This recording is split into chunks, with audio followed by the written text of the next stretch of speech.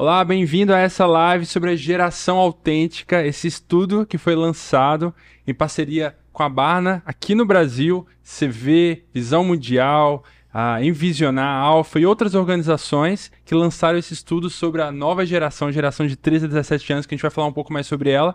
E hoje a gente está aqui num pool, num grupo de pessoas para falar sobre esse assunto, né?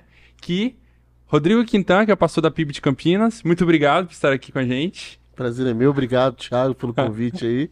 Falando sério, cara, que bonito. Tá vendo? Eu sei falar sério, não é sério? Felipe Amado, diretor nacional da CV. Obrigado. E Eduardo Isidio, diretor nacional da Alfa. Obrigado pelo convite. E eu sou o Thiago Faria, aqui da Envisionar. Então hoje a gente vai conversar um pouco, né, gente, sobre esse lançamento incrível que aconteceu esse mês, aqui no Brasil, da geração autêntica. E a gente está nesse propósito dessa conversa aqui para explorar melhor os números, entender um pouco o que significa para a nossa realidade no Brasil, como a gente pode, como igreja, lidar com tudo isso, né? Então, a ideia é a gente juntar essas organizações que estão muito próximas nesse desafio, né? O Rodrigo aqui está representando uma igreja local, o desafio de uma igreja local também. E a gente vai bater um papo aqui, leve, informal sobre esse assunto, cada um vai trazendo seus comentários e vamos ver o que vai acontecer aí, né? Mas o nosso objetivo é ajudar o pastor, o líder da igreja, a pensar como ele pode realmente liderar, pastorear, enfrentar a realidade dessa geração e como pode ser bênção para a vida dele, certo? Esse é o objetivo, né? Vocês querem fazer mais algum comentário inicial aí de abertura? Não, eu só queria falar que a pesquisa está disponível para todos, né? É importante que você utilize, porque é uma pesquisa que ela foi feita com jovens do mundo inteiro e é muito importante a gente pegar esses números, a nossa realidade do Brasil, pegar essa fotografia para a gente poder trabalhar nessa geração que já não é nem mais o futuro da nossa nação, já é o presente, né? E só para o pessoal saber aí, estudobarna.com.br, né? Então tá em português, a gente traduziu isso aí junto com o Envisionar. Então isso foi um projeto bem bacana aí. Então, estudobarna.com.br, você pode baixar aí o estudo. Vamos deixar esse link também aí no YouTube para que vocês consigam acessar e ver o relatório completo, né? É isso aí. Então, a gente vai conversar um pouco sobre o lançamento dessa geração autêntica, né? Inclusive foi muito interessante porque o nome Geração Autêntica, né, os bastidores aí para quem está acompanhando a gente, não é o nome literal no inglês, né, Felipe? A gente teve vários embates aí sobre a melhor tradução, né? No inglês é o Open Generation, mas a gente falou assim, geração aberta, será que o pessoal vai entender um pouco isso, né? E aí o Felipe foi um dos que levantou, vamos procurar outra expressão para isso, né? A gente ficou imaginando vários nomes aí, né, Felipe? É isso aí, a gente queria refletir a realidade e a sensação do que a gente está trabalhando com a geração Z, né? Até porque a gente conversou bastante sobre o que ele é e como que ele é percebido entre as igrejas, né? Então, normalmente a gente zoa muito a geração Z, mas qual que é o valor dessa geração que está vindo, que é uma realidade, que é o presente. Já não é mais o futuro, né? Na minha época chamavam de aborrecentes. É isso aí. Era essa taxado na época. Então foi legal a gente chegar nesse consenso aí de um nome que refletisse um pouco mais a realidade desses jovens. É isso aí. E para a gente ancorar melhor, todo mundo entender de que a gente está falando exatamente, essa pesquisa foi uma pesquisa que foi feita pela Barna. A Barna é uma organização nos Estados Unidos que trabalha com pesquisas com igrejas e tem muitos estudos seríssimos, né, sobre o estado da igreja, tem sobre o pastoreio, sobre vários aspectos do que é ser igreja. E ela fez a maior pesquisa da história do Instituto Barna, que foi justamente com adolescentes entre 13 e 17 anos. E tivemos descobertas incríveis. E esse ano a gente teve dessa pesquisa sendo feita também no Brasil, que foi incrível, né? No Brasil foram entrevistados 1.014 adolescentes no ano de 2021. E a partir dessas respostas de uma longa pesquisa, a gente está divulgando aqui os highlights, ou seja, as coisas que mais chamaram a atenção da gente a respeito dessa pesquisa. Mas você pode ver a pesquisa completa em inglês. A pesquisa completa em inglês a gente ainda não tem em português, mas se você quiser comprar a pesquisa completa em inglês é possível, né, no site da Barna mesmo. Então, a gente teve essa pesquisa acontecendo no Brasil. E eu queria destacar aqui, basicamente, antes da gente entrar nos aspectos mais detalhados, é que a gente tem um retrato mais emocional dessa geração. Então, aqui não é, obviamente, uma pesquisa científica, né, com muito doutorado em cima, especialista. Não, é uma pesquisa séria, obviamente, com bastante estatística, mas a gente está trazendo mais alguns aspectos emocionais. A forma como o adolescente lida com o mundo, com a realidade, com a igreja, com a própria fé, né? E também a gente percebe que essa geração cada vez mais conectada e digitalmente capaz, né? Então, diferentemente de outras gerações que não eram nativas digitais, essa de fato é uma geração nativa digital.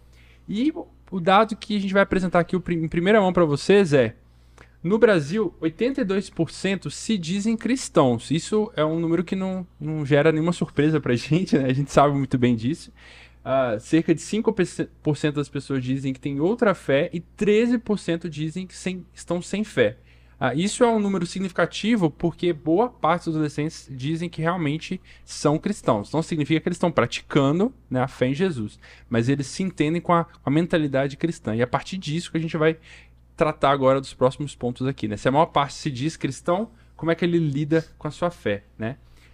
E aí a gente vai logo para a nossa primeira parte aqui do dia de hoje, que é como os adolescentes na América Latina se relacionam com Jesus. E por que a gente fala na América Latina? Porque essa pesquisa foi feita na América Latina, com vários países da América Latina, né? Honduras, Colômbia, México, inclusive no Brasil também. Então a gente vai ver algumas comparações entre os resultados do Brasil com o da América Latina, e se a gente quiser, a gente consegue ver os resultados também com o resto do mundo, né? Então, para puxar essa primeira parte aqui, o Felipe Amado vai comentar pra gente um pouco os dados de como os adolescentes se relacionam com Jesus. Pô, muito legal. Cara, eu acho que você falou uma coisa muito interessante, que é a parte emocional, né? Eu acho que isso reflete muito a geração Z. Então, a emoção é muito importante, né? Se antes era eu penso, logo existo, hoje eu sinto, logo eu sei quem eu sou, né? Então, essa mudança de paradigma é muito forte. A gente vê isso na sociedade hoje e até a forma que a gente tem tentado capturar a atenção desses jovens tem sido através da emoção, né? Isso acaba influenciando a forma que a gente fala sobre o evangelho, a forma que a gente prega, a forma que a gente tenta alcançar. Então eu acho que esse ressalto aí do estudo Barna, eu acho que isso é uma coisa muito legal.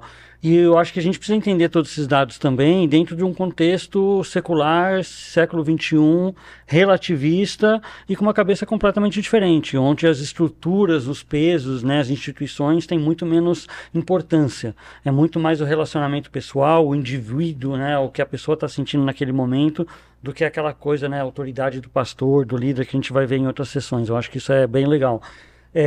Uma coisa positiva que a gente viu no Brasil é que os jovens realmente têm uma imagem de Jesus muito forte, né, muito positiva. A gente vê isso aqui nos dados que vão aparecer aí na tela. Os cristãos brasileiros, a gente está falando de 74% veem Jesus de uma forma que ele não só cristológica, né? Deus forma humana, era de fato Deus, mas também uma imagem positiva, que isso é compartilhado também até pelas pessoas que não acreditam em nada. Mas dentro desse contexto, eu acho que é importante avaliar o seguinte: o Davi Heicker fala 3 coisas, que eu acho que ele trabalha bastante com jovens e eu gostei muito. Ele procura buscar quem sou eu, né? Sou o que sinto. A que grupo pertenço? E essa é uma pergunta muito importante, porque o jovem vai se definir em relação a isso. Ou seja, ele quer ser parte de uma comunidade acolhedora inclusiva. E será que a igreja é isso e Jesus me oferece isso? E 3, qual é a minha missão? E a gente vê pelo estudo Barna e por outros estudos que é um mundo melhor sem injustiça, né? Ele está procurando, ele está preocupado com a pobreza, com a justiça social. Então, todos esses dados que a gente está vendo aqui, eu acho que é bom a gente refletir dentro dessa luz da característica desses jovens aí. E aí a gente vê amor, esperança, cuidado, generosidade, confiabilidade. A gente vê que é muito positivo. Agora, antes até de passar, né, até falando isso aqui, acreditar, né, ele foi crucificado, ele operava milagres, a gente vê que na América Latina e no Brasil, a consciência da fé cristã é muito presente, ou seja, a gente sabe isso de fato, né, seja católico ou evangélico, a América Latina é 70% evangelizada no papel. Então, se não está na igreja, saiu da igreja, os pais em algum momento foram para a igreja. Mas o Timothy Keller fala uma coisa interessante. Hoje em dia a gente vê uma sociedade que, apesar de acreditar num Deus, apesar de ir para a igreja ou até acreditar num ser supremo, não necessariamente isso define a vida da pessoa. Uhum. Que é uma coisa que muitas das igrejas estão enfrentando. Ou seja, tá bom, eu falo de Jesus para o jovem, eu falo de discipulado, eu falo de caminhar com Cristo, mas será que isso está influenciando a forma que ele está consumindo mídia, a forma que ele está consumindo o salário dele ou o dinheiro que ele vai começar a ganhar? Como que isso afeta a vida do dia a dia na busca do parceiro, da esposa, do marido? Então tudo isso eu acho que acaba sendo bem interessante, ou seja, a gente vê dados positivos, mas aí gera uma pergunta muito interessante. Bom, qual o efeito dessa crença de que ele foi crucificado? É o retrato de uma fé distante, né? Sim. Então é isso que é um debate que a gente vem conversando. E uma das coisas que as pessoas vão ver nos dados da pesquisa é que quando a gente olha como os adolescentes, como essa geração vê a figura de Jesus, é uma figura positiva. E como eles veem os cristãos, que teoricamente são a representatividade de Jesus no mundo, é desconexo. Tipo, é aquela famosa frase, né, de Jesus é um cara legal, mas o fã-clube dele eu não gosto.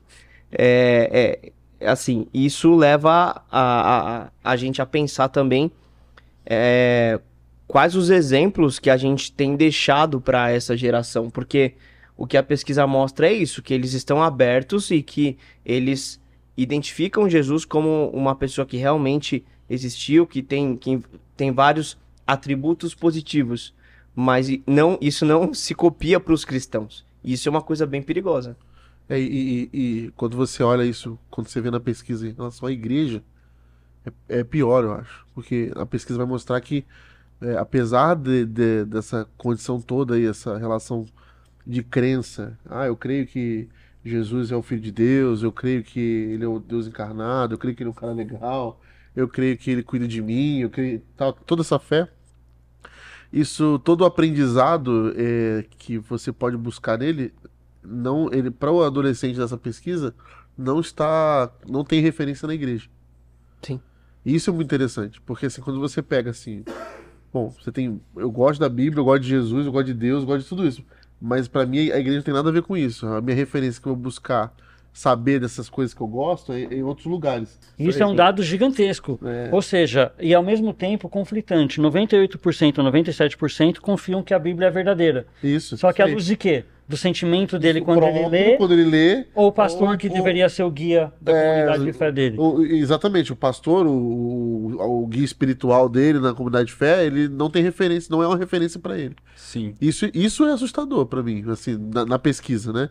Em termos de outras coisas que surpreendem, eu acho que essa para mim talvez seja mais surpreendente. Que apesar disso tudo, 82%, números altos de que você vê, caramba, nós temos uma juventude aqui que acredita, embora não tenha tendo uma experiência pessoal, direta com o sobrenatural, o místico, ela tem uma, embora sendo racional ainda, com uma ponte para você trazer ela para perto, para mim eu acho que é mais difícil, porque quem é que vai fazer esse trabalho? Não existe um lugar de referência para essa pessoa. Eu acho que a igreja também pecou, né? A gente perdeu o bonde um pouco de ser essa referência. Não, porque dentro da igreja, inclusive. Isso, tanto do mundo eclesiástico, todas as crises, né, matrimoniais de líderes conhecidos, financeiros, políticos, acabam minando o potencial dele ser uma referência positiva com esses jovens. Se você olha a data da pesquisa e o cenário, por exemplo, da igreja brasileira nesse período, é só mau testemunho, é só notícias degradáveis, assim, tipo, do que, se você pegar o Recorte Brasil, né? Uhum. Você pega o Recorte Brasil, você vai ver assim, como que você olha hoje? Só escândalo. A igreja dando só escândalo, envolvida com corrupção, envolvida com... E aí você vai vendo, assim, uma ladeira abaixo disso aí, entendeu? E aí, como que você pode olhar? Aí você tem que fazer aquela distinção que a gente já falou aqui, que é o lance o Jesus é legal, mas o seu fã-clube não ajuda, né? Então, mas é isso que os adolescentes estão vendo. A igreja não serve pra nada nesse sentido.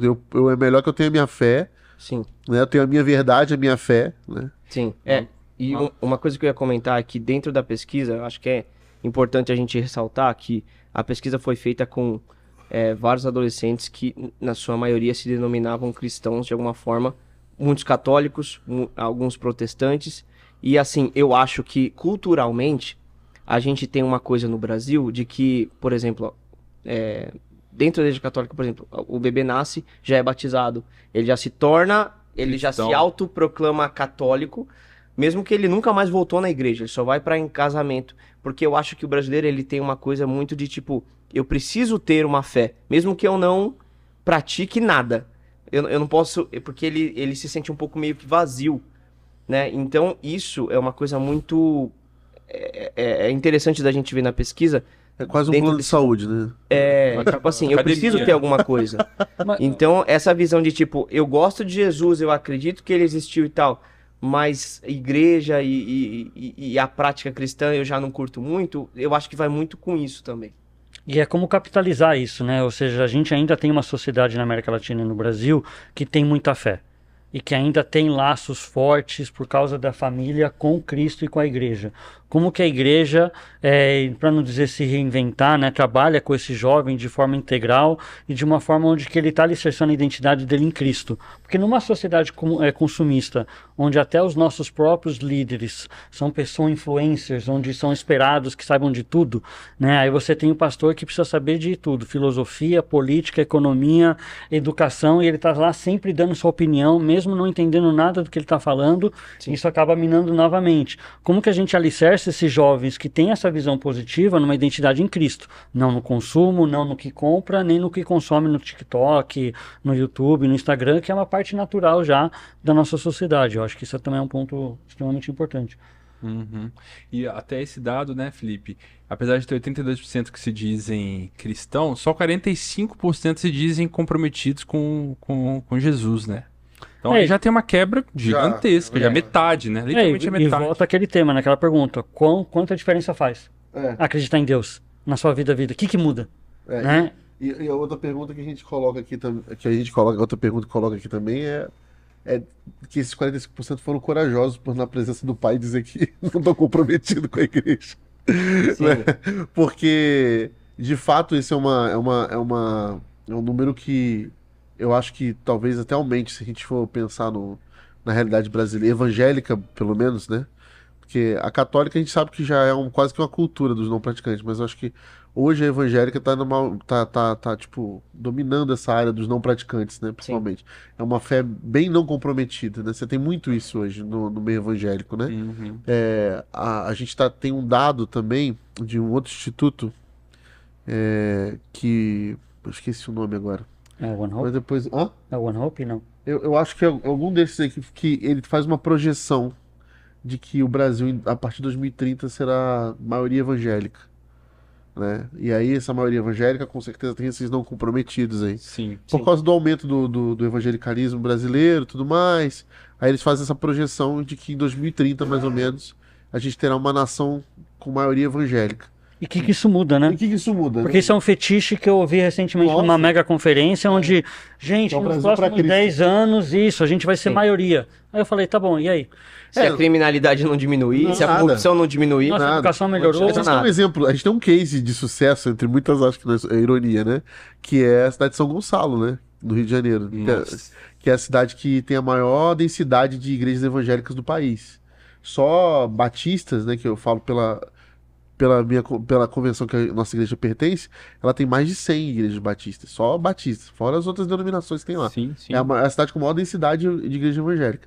Mas é a cidade com uma cidade que não é exemplo de nenhum ambiente sociológico. Se você pegar economia, corrupção na economia, corrupção nas áreas de saúde, sistema básico de saúde, limpeza das ruas, criminalidade, assim. Alto índice de criminalidade. Isso. São Gonçalo dá o maior mau testemunho das igrejas evangélicas no país é o case São Gonçalo. Sim. Que você pode automaticamente fazer uma análise proporcional para o Brasil, né? Pensar nisso assim, se isso não quer dizer nada, né? Isso quer dizer nada. Então, ou seja, voltando àquele assunto, a igreja em si não faz diferença nenhuma ali. Sim. Né? Essa igreja que nós estamos falando aqui, né? Uhum. Ela não está fazendo diferença nenhuma ali naquele local. E a geração Z enxerga isso. E a geração Z enxerga isso. Ela fala assim, como que isso muda? Coisa que no passado a gente viu, por exemplo, nas décadas da grande renovação espiritual, em que se trouxe um avivamento, a tocha do avivamento brasileiro que veio com as assembleias, que veio com o Brasil para Cristo, que veio e que necessariamente as igrejas históricas rejeitaram um pouco, ou muito, né? Vamos botar aqui, mas que ficaram com medo dessa coisa do Espírito Santo e dos seus dons, tudo mais. A gente recuou, né, foi para uma geladeira. Enquanto isso, as igrejas com o Brasil para Cristo, a Assembleia de Deus, pegaram essa tocha, foram para as periferias e plantaram suas igrejas. E a gente teve uma grande mudança social. Sim. Em que você via ex-presidiários convertendo, ex-traficante, e trazendo para a periferia uma dignidade que não existia antes. O cara que antes era um vagabundo, que bebia, agora o cara está de terno e gravata, com a Bíblia no braço, tendo a oportunidade de falar numa igreja, num testemunho. Esse tipo de coisa se acabou, né? se acabou, não no geral, né, mas foi sendo transformado numa coisa pouco valiosa para o que a gente tem hoje, que é essa... Todo mundo é crente, mas não é crente, não há um comprometimento. Sim. Porque essa galera que era impactada com o evangelho na década de 70, de 80, com esse movimento de avivamento, eles transformavam a vida deles. O cara era quase que um crente agora, eu não vou ali e tal. Aí houve aquele lance dos Bíblia, que eram os caras que andavam com a Bíblia embaixo do braço, né? Tudo isso ao longo do tempo foi se esvaziando, né? A gente foi se tornando aderindo a essa prática da religião, da fé não praticável, né? Eu acho que não se atualizou a imagem ou símbolos do que significa pertencer a uma comunidade. Isso, esse pertencimento, né? E se de um lado a gente vê um peso muito grande na emoção, da experiência do culto, ou seja, se eu não chorar no culto, eu não sentir a presença de Deus, por um outro lado das igrejas históricas, a gente perdeu completamente qualquer simbologia do que significa ser parte do corpo. Exato. E como que isso muda a comunidade, até porque a comunidade já se fracionou, né? Com a modernidade hoje, você mora 40, 30, 20 quilômetros da sua igreja, você já não mora mais na igreja, né? Na Assembleia Histórica, onde você no bairro, onde todo mundo ia junto andando. Sim. Hoje em dia você pega seu carro, seu metrô, você assiste online, que é outro desafio e outra coisa boa, né? Como que você pesa tudo isso. Então isso aí são desafios interessantes, ou seja, resgatar a simbologia do que significa ser corpo do Cristo. Exato, que é o lance do encontro, da presença, tudo isso vai trazendo um novo, vai resgatando significados que eram preciosos no passado, que faziam sentido para uma geração, criava tradição, porque isso criava tradição. E para a família a tradição é importante igual a rotina. Porque, por exemplo, onde a gente aprendeu o que a gente hoje passa para os nossos filhos? Eu aprendi com meu avô, com minha avó, que iam todo domingo para a igreja. Todo domingo para a igreja, tinha um horário do café da manhã, tudo mais. A gente ia cantando para a igreja, tinha uns hinozinhos, né? Alegrei-me quando me disseram vão para casa do Senhor. Tudo isso eu aprendi com a minha avó, que passou para minha mãe e que cantava isso para mim, e eu aprendi essa tradição. Então eu aprendi que eu tenho que ir para a igreja todo domingo. Domingo era um dia que eu separava para ir para a igreja. É uma tradição. Né? E essa tradição hoje eu falo para meus filhos, domingo é dia de ir para a igreja. Outra tradição que é importante, na Páscoa era um feriado que a gente não viajava. Que era o feriado, era a maior celebração nossa, dos cristãos, era a Páscoa. Então é um feriado que nossa família não viaja. Então, por quê? Porque é pecado? Não, porque era uma tradição familiar. A gente entendia que aquilo ali era uma festa. Sim. E aquilo ali ficou. Agora, o que se perde quando a gente vai transformando a nossa fé em algo fluido desse jeito? Ela não tem mais tradições.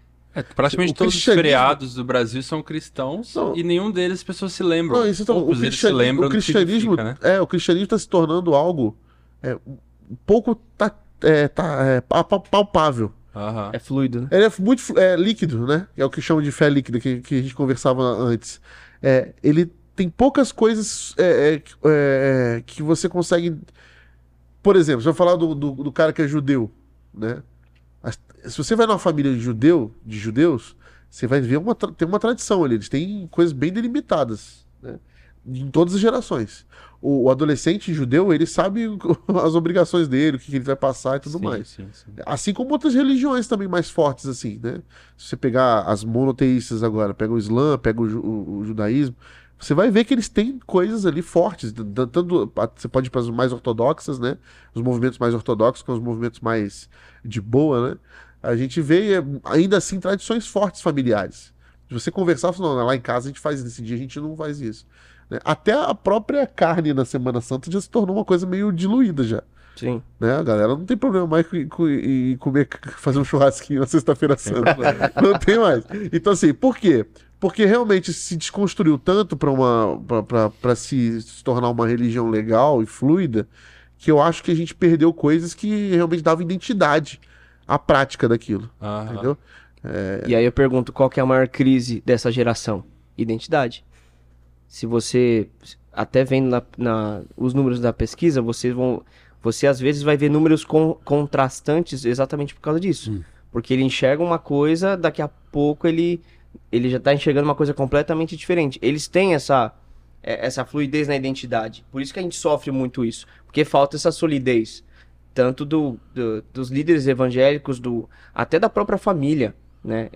Trazendo até para um ambiente familiar, que nem eu falei, né? Muitos dos adolescentes que foram da pesquisa são cristãos. Mas na minha adolescência, era era incomum um adolescente que tinha os pais separados, divorciados. Hoje, pelo menos na minha realidade, é a maioria. Não é que tá igual. A maioria já passou por outros casamentos e tal. E eu não tô falando, né? Eu não tô entrando em outro debate nessa questão. Mas o que eu tô falando é nessa mudança toda, como fica a cabeça deles, né? Nessa mudança, Total. essa questão da identidade toda, ele vai falar, mas a tradição dos meus pais naquela época era essa. Já não funciona. Agora mais pra mudou, mim. a minha família é outra. Então, eu acho que tudo isso gira em torno dessa galera, dessa geração de hoje. Eu acho que a gente, assim, só uma autocrítica, ou seja, a gente perdeu o potencial de eles estarem tão abertos a ouvirem coisas novas, que a gente sempre partia pro não questione, aceite, é assim. Eu acho que nisso a gente perdeu uma capacidade de diálogo com uma geração que enfrenta muito mais e está muito mais disposta a tentar e arriscar. Então ele pode até olhar para os pais e falar, essa não é a minha tradição. Sim. Essa já não faz sentido para mim. E nisso tem coisa boa e tem coisa ruim. Mas eu acho que às vezes a gente perdeu o bonde de realmente entender como que a gente dialoga, como que a gente divulga as verdades de Cristo de uma forma onde eles também são ouvidos. Né? E sem cair no maniqueísmo, isso é esquerda e isso é direita, que muitas igrejas ainda estão caindo hoje. A gente fala de justiça social, não, isso aí não pode, isso é comunista. Ah, não, mas a gente fala do outro, não, isso aí é de direita. E a gente se perdeu completamente no Brasil, ou seja, tem coisas muito positivas aqui que deveriam servir de lição para os nossos pastores hoje de como fazer melhor.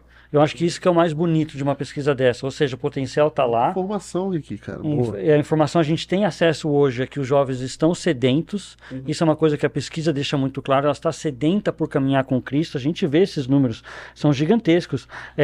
De que, tipo, 3 de cada 4 dos adolescentes querem caminhar com Jesus. 73% dos jovens querem se aprofundar na caminhada com Cristo. O que a gente está fazendo para alcançar essas pessoas? Para que a gente vire uma referência positiva, sem cair nos velhos maniqueísmos que a gente acabou caindo durante a pandemia, após a pandemia. Eu acho que a gente foi tão... talvez, né? Talvez, vamos tatear aqui, né? No escuro, algumas coisas, né? Eu acredito nessa passagem de bastão da geração, a gente talvez perdeu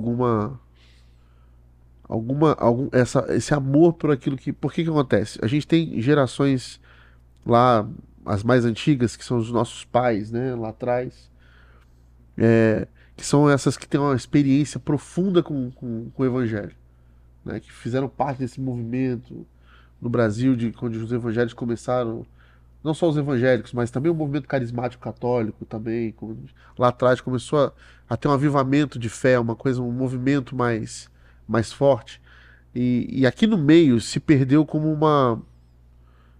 como se a igreja tivesse perdido, a igreja no caso, né? A igreja se perdeu na sua identidade, e aí começam os problemas, porque quando a igreja se perde, a igreja é formada por quê? A igreja é formada por famílias, e quando essas famílias estão adoecidas dentro da igreja, a igreja deixa de cumprir o seu papel, né? O evangelho vai falar, Jesus vai falar disso no evangelho, né? Quando a igreja deixa de ser sal, o sal perde o seu sabor e ele é jogado, né? Ele serve para ser pisoteado nas estradas, né? E o que eu penso que acontece no Brasil hoje é algo que tem muito naquele livro do Philip Yancey, O Eclipse da Graça, né? Que é esse ciclo tenebroso de que quando a igreja perde a sua identidade e ela passa a querer buscar coisas que não tem a ver com o que ela deveria fazer. E aí a gente vê uma geração familiar toda presa em religiosidades e não em coisas que realmente perpetuem uma fé viva dos que já foram, né? Como dizia o filósofo lá, né? Que a tradição é a fé viva dos que já foram e o tradicionalismo é a fé morta dos que ainda vivem. Então, essa fé viva dos que já foram, a gente perdeu porque a gente passou a se prender numa identidade que não é a identidade da igreja. Aquela igreja que se enamora pelo poder, que quer conquistar um Brasil para Jesus, mas ao invés de conquistar o Brasil para Jesus cuidando de famílias, quer conquistar o Brasil para Jesus ocupando cargos no poder público, né? Sim. E aí a gente vai se perdendo na nossa identidade e vai esquecendo do acolhimento, do cuidado, das experiências de afeto próximas, e a gente deixa de cuidar das gerações, do que vem por aí. E aí essas gerações que deixam de ver na gente coerência. A minha opinião é essa. Legal. E agora a gente vai para a segunda parte do relatório, que é como os adolescentes na América Latina veem a Bíblia, como eles se relacionam com a Bíblia. E claro, a gente, por ser cristão, acredita na centralidade da Bíblia, então foi por isso que ela fez parte da pesquisa de maneira tão intensa, né, Eduardo? Isso. E eu acho engraçado porque quando eu vi essa pergunta e os dados na pesquisa, eu já pensei na quantidade de famílias que tem a Bíblia aberta no Salmo 91 em casa e fala que tem uma Bíblia em casa e que lê e que tal, ou então que tinha a caixinha de promessa que tirava alguns versículos e tal. Pô, era mó legal a caixinha de promessa, né, cara? De vez em quando que é uma coisa tão legal, Profetadas. de vez em quando não era legal, não. É tipo o biscoito chinês do Shiny Box. Tire sua promessa de hoje. Mas, assim, eu fiquei feliz que a pesquisa ela apresenta um dado que eu acho que isso é uma das coisas que mais me chamou a atenção, que 67% dessa geração, acho que tá no próximo slide, 67% da geração acredita que a Bíblia ela é a palavra de Deus. Uhum. Isso, para mim, foi um dado muito bom e muito positivo, porque na comunidade de fé que eu frequento, né, na DAI, eu sou pastor de adolescentes e uma vez a gente fez uma dinâmica que foi muito interessante. Éramos 4 líderes de adolescentes e aí eu combinei com um líder de adolescente, falei, a gente vai fazer a nossa devocional com os nossos teens e a gente vai falar que a Bíblia ela é uma bênção, mas ela não é completamente verdadeira. Que a gente utiliza só como, né, mas ela tem alguns erros e tal. E eu não avisei os adolescentes e não avisei os outros 2 líderes, que uma das líderes, inclusive, era a minha esposa. E aí eu joguei, a gente no meio da devocional, e aí eu olhei pro outro rapaz que estava combinando comigo e eu falei, gente, mas esse versículo aqui, ele não é tão correto assim e tal, porque eu queria ver a reação dos adolescentes. E foi engraçado que a minha esposa e a outra líder, elas, assim, se via no olhar delas de uma revolta, tipo, o que você tá fazendo? O que você tá falando? E aí elas ficaram segurando até que chegou um momento que elas começaram a me cortar. E falaram, não, para. O que você tá falando? Não, você tá falando que a Bíblia não é suficiente e tal. E aí o outro rapaz que tava combinando comigo, ele pegou versículos pra usar em cima dessa tese. Não, se você ver esse versículo, ele não é completamente a palavra de Deus e tal. E assim, ficou um caos mais na liderança do que nos próprios adolescentes. Por quê? E aí depois eu falei que foi, né, uma brincadeira, foi uma dinâmica, né? Tive que dormir no sofá alguns dias, tô brincando. Mas por quê? Porque eu queria ver como que era a posição deles no momento que a Bíblia é questionada. Uhum. Porque hoje, por causa de tudo isso que a gente falou aqui, de um evangelho bem líquido, né, dessas coisas, o meu receio é que eles comecem a duvidar de que a Bíblia realmente é a palavra de Deus, né? E esse dado, para mim, foi um dado bem significativo. Poderia ser 100%, mas 67% eu acredito que ainda é um número bom, assim, dessa geração acreditar que a Bíblia é a palavra de Deus. Independente se ela tem aquela intimidade maior com a palavra ou não, ela não duvida daquilo que está ali, né? E isso para mim foi muito relevante. Não sei se alguém mais quer comentar dentro disso, que eu queria comentar um outro slide, mas se vocês quiserem comentar. Não, fica à vontade, velho. Segue o jogo. Isso daí foi uma coisa... Desculpa, mais um. Passa mais um slide. Isso daí. Também foi uma coisa que me chamou muita atenção e tá um pouco dentro daquilo que a gente comentou, de que já foi até feita uma pesquisa, esqueci o outro instituto também, que falava que como as pessoas chegavam ao evangelho. E assim, se eu não me engano, era 13% era pelo pastor, 8% era por pregações online e tal. E a maior parte, quase 80%, era através de familiares e amigos, né? E isso está refletido aí. Só que a gente está falando de Bíblia aqui, né? Quem incentiva essa geração a buscar a Bíblia, a ler a Bíblia?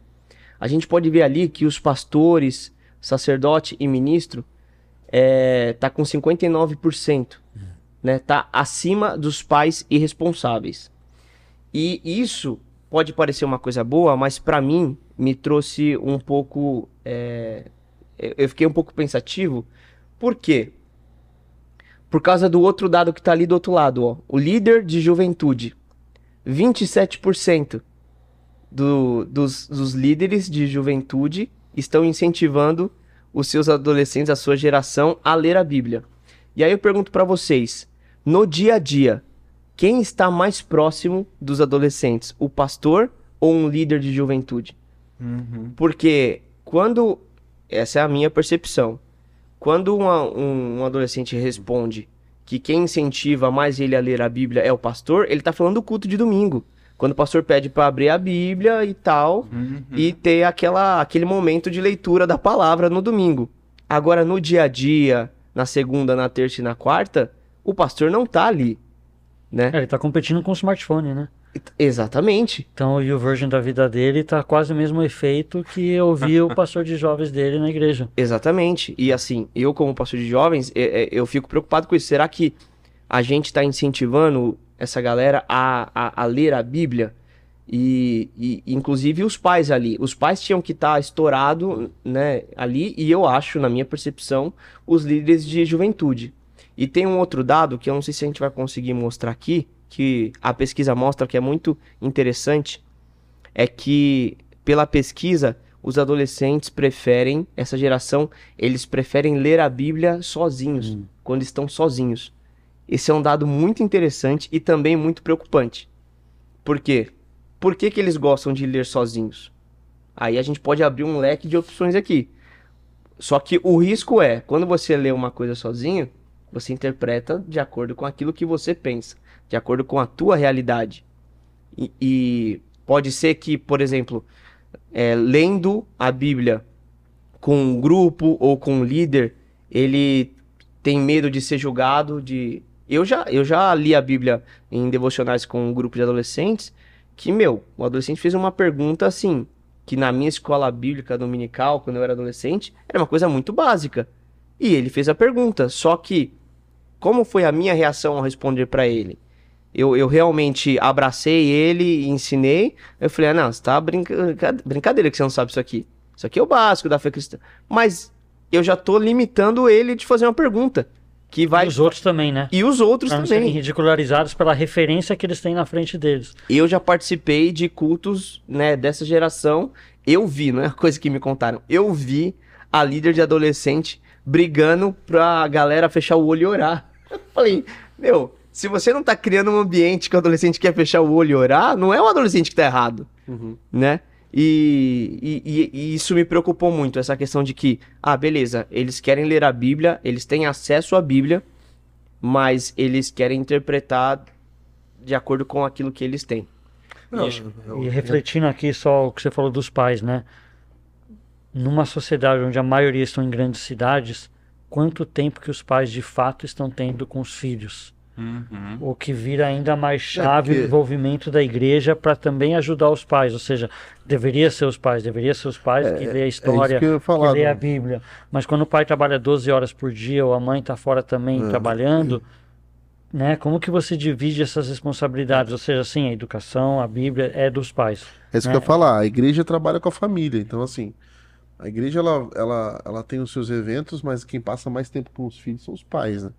É discrepante no tamanho de horas que você tem num ano das famílias, dos filhos com os pais e os filhos com a igreja. É aquela Ou mesma... os filhos com iPhone, né? Você não sabe exatamente. Qual que passa mais tempo. É que assim, aquela mesma problemática, tipo assim, ó, que, você não... A escola não vai dar educação pro seu filho, você vai educar ele e você vai levar ele pra escola ajudar você, auxiliar você na educação.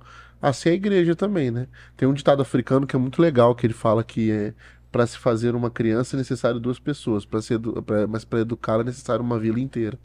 E eu creio muito nisso, tipo assim, é um trabalho conjunto, não tem como você achar que isso aqui vai resolver o problema dele. Ele todo domingo na igreja tem uma agenda eclesiástica bem definida, todo sexta-feira, todo sábado de culto de jovens, e dá para ele uma dinâmica de leitura bíblica semanal também, não adianta. é aquilo que a gente vai voltar a falar de uma geração que customiza tudo que ela faz. Então ela vai customizar até a sua leitura. Por que ela gosta de ler sozinha? Porque eu vou pegar aquilo como base, vou falar para você que eu já li a Bíblia, aquilo interessa para mim daquele jeito, eu vou ver quem é que interpreta do jeito que eu quero, entendeu? E é aquilo que concordar com aquilo que eu penso vai fazer sentido. Então eu já não tenho um Jesus, eu já não tenho um Deus. Por isso que é fácil para eles responderem que eu gosto de Jesus, sim. Mas que Jesus? Vou jogar um contraponto aí. Que Jesus é que eles gostam, entendeu?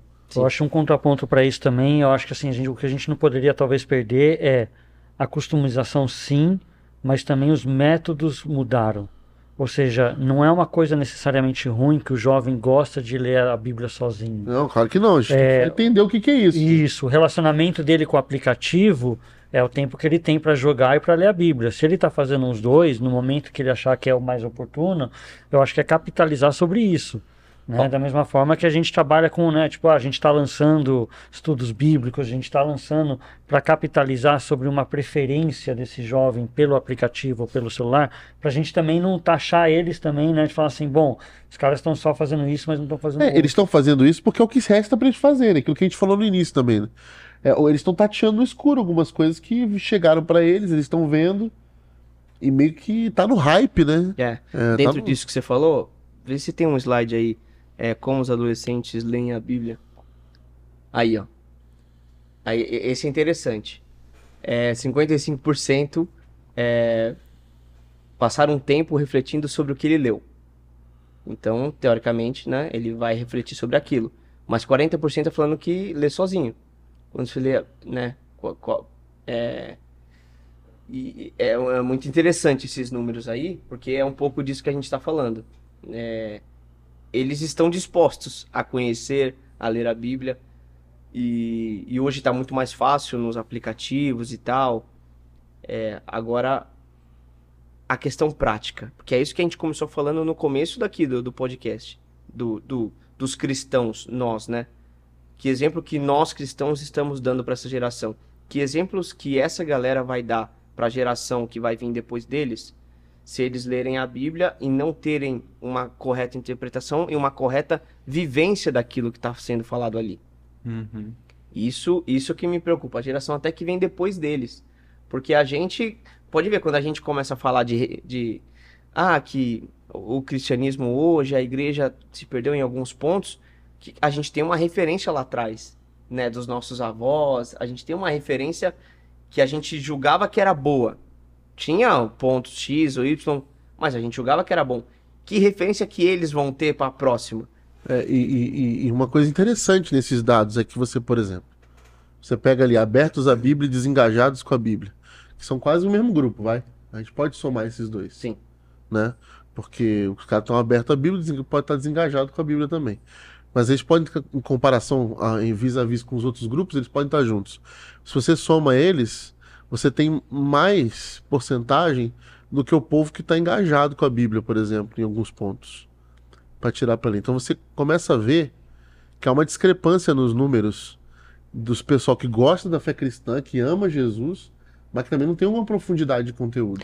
Sim, porque essas pessoas nunca foram ensinadas em como ler Exato. a Bíblia. Tem uma pesquisa que a gente faz aqui no Visionar com as igrejas em consultoria, que a gente faz o planejamento estratégico, que mostra que a maior parte das pessoas da igreja não lê a Bíblia de forma regular.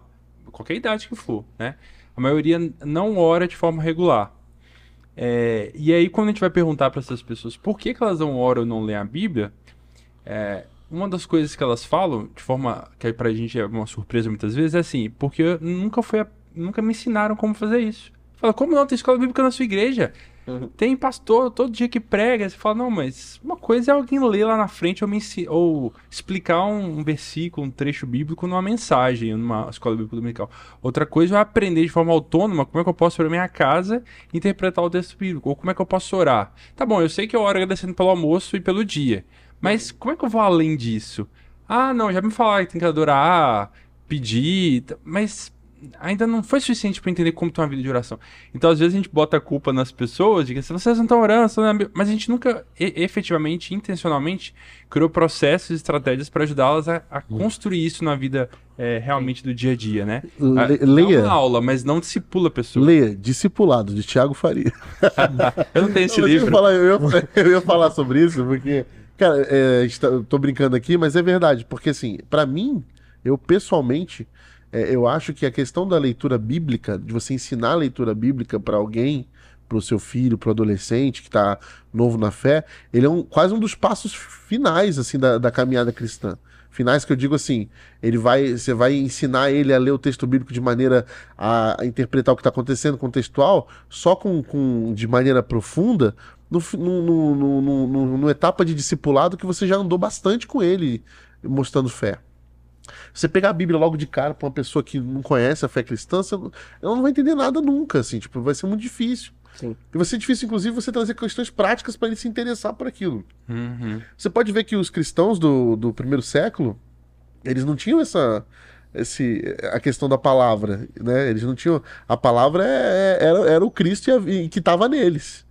Então, essa palavra fez diferença através do quê? Do testemunho daqueles que viviam a palavra, o Cristo. Uhum. Então, essa questão bíblica que a gente hoje supervaloriza também, ela às vezes atrapalha o caminho. E aí, a Bíblia tem que entrar assim no momento certo, na hora certa, para quê? Quando a pessoa com uma maturidade entender o que aquelas escrituras vão dizer e como você vai ler aquilo. Entendeu? Os cristãos do primeiro século, com a época que você tem um boom do cristianismo no mundo, que se espalha e até chegar no momento que se torna uma religião oficial do império, você tem isso sem estudo bíblico. Você tem sem estudo bíblico. Você tem caminhada, você tem discipulado, você tem dizendo um pro outro o que Cristo ensinou, falando para ele alguém que ensinou, falando sobre vida, dividindo, partilhando, mesa, caminhada de relacionamento. Então, assim, eu acho que a gente às vezes puxa um passo e fala assim: por que vocês não estão lendo a Bíblia? Lê a Bíblia, toma aí, lê a Bíblia. E a pessoa vai, vou ler o quê? Eu vou ler Cantares de Salomão? Eu tô lendo a Bíblia, entendeu? Eu vou ler Apocalipse sem saber um monte de coisa que tá escrito ali. O que tem a ver com a minha vida? E que isso tem, como que eu conecto isso com a minha vida? Com a realidade? Só que aí trazendo um pouco, né? Fazendo o meia-culpa da nossa geração. Hoje, se eu discipulo uma galerinha dessa, se eu discipulo um cara desse, eu posso postar o nosso devocional, o nosso discipulado, eu vou ter o like dele, da família dele e dos amigos dele. Se eu postar um negócio super, ultra, mega, blaster legal, eu vou ter muito mais like, muito mais divulgação. Discipulado é muito mais difícil do que... Dá mais trabalho. Dá muito mais trabalho. Sim, Só que foi a única coisa que Cristo pediu pra gente fazer. Exatamente. A gente tá arrumando outros trabalhos aí. Exatamente. Exatamente. Mas enfim. Fazendo uma conexão de um assunto que... Ontem eu assisti uma palestra e um jogo de perguntas e respostas com um cara chamado Patrick Lai. Você deve conhecer, né? Patrick Lai. Ele é um empresário que faz missões pelo mundo. Assim, tem várias formas de definir o que ele faz, mas essa é uma delas. E ele trabalha em países fechados, abrindo negócios de verdade, né? Empresas de verdade em países fechados ao evangelho, para tentar, através dos relacionamentos intencionais, as pessoas conhecerem Jesus, né? Mas aí eu conectei o que ele disse ontem ao nosso assunto aqui, porque ele falou que, às vezes, precisa 6 a 7 anos, na média, com uma pessoa que é muçulmano, por exemplo, convivendo intencionalmente com alguém todos os dias que é cristão, para essa pessoa falar assim, tá bom, agora eu quero ouvir mais sobre esse Jesus. Mas o que ele fala é assim, depois de todo esse tempo caminhando com essa pessoa, é que agora eu posso então começar a falar da minha fé, porque ele já viu eu sendo Jesus todos os dias da minha vida e foi aprendendo os princípios na prática. Boa. Aí eu tenho autoridade na vida dele, ou o terreno tá preparado, vamos dizer assim, né? Pra eu falar assim, então agora a gente pode conversar mais sobre a fé. Eu não posso chegar de primeiro e falar assim, vamos estudar a Bíblia? Não, peraí, você tem que ver na minha vida pra sentir vontade de querer falar assim, eu quero saber mais sobre o seu Deus, né? E a nossa estratégia muitas vezes é o contrário. A gente forçar a aceita pessoa... receber o estudo de João? Quem é João? Sou João. Sou João aqui? Não, João do evangelista. E parece que não, mas eu tenho a sensação que essa geração autêntica é mais parecido com outra cultura completamente diferente, tipo os muçulmanos, que a gente tentar comparar com nós mesmos, Exato. né? Porque eles são uma outra coisa, né? Uma vez um pastor falou assim, eu acho que adolescente, a gente tem que entender que eles são tão diferentes da gente, essa nova geração, que a gente tem que pensar assim, nós somos seres terrestres, eles são de Marte. Pra a gente tentar separar o quão diferente nossas gerações são, né? Obviamente as necessidades são as mesmas, a gente precisa de Jesus, precisa de amor, precisa da salvação, mas as referências são muito diferentes, né? As perguntas mudam. A gente sempre esquece disso. Lutero falava isso, o evangelho mantém. As perguntas mudam. A forma de se aproximar a uma resposta para aquela pergunta, para aquele problema muda. E Lutero já estava falando sobre isso lá atrás, entendeu? Então eu acho que a gente sempre precisa se Já lembrar. tinha mudado na Já época tinha dele, mudado não na mudou época mais. dele, e depois mudou Depois, ainda mais, entendeu? E a sociedade continua mudando. E que essa percepção de que são diferentes nos faça querer buscar cada vez mais. Porque a pandemia, né, que eu estava falando, mudou muito também a forma que eles se relacionam.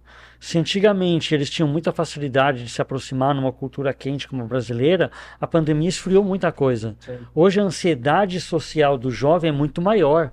Então, o que acontece? O digital acaba sendo um respaldo, um escudo para ele, para talvez voltar para o grupo de jovens. As igrejas viram isso, sentiram isso, né? A volta dos jovens, alguns voltaram em massa e outros não. Sim. Outros ficaram para trás, sem saber como reagir, sem saber o que fazer. Os pais não sabiam, perguntando para os pastores o que eu faço com o meu filho que não quer sair de casa.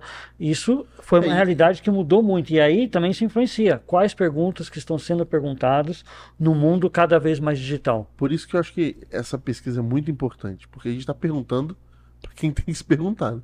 Porque, novamente, são pessoas de outras gerações interpretando uma outra geração, que é muito difícil, né? Então, quando você pega essas respostas, a gente vai olhar para elas e eu digo mais, eu acho até que a gente deveria sentar com gente dessa geração que foi entrevistada para tentar interpretar, inclusive, isso aí.